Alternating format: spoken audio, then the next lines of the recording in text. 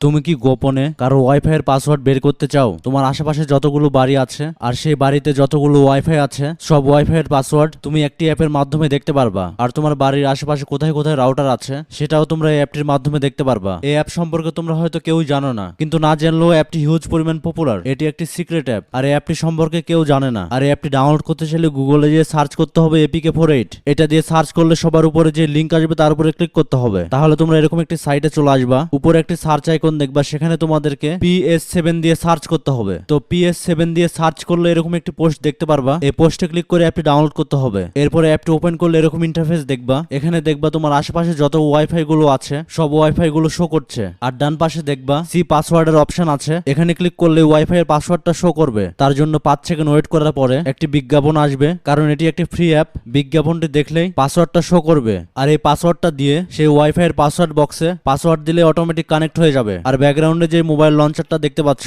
এটি যদি ডাউনলোড করতে চাও তাহলে কমেন্টে লিখবে #ওয়াইফাই। তাহলে আমি এই টপিক নিয়ে আরেকটি ভিডিও বানাবো।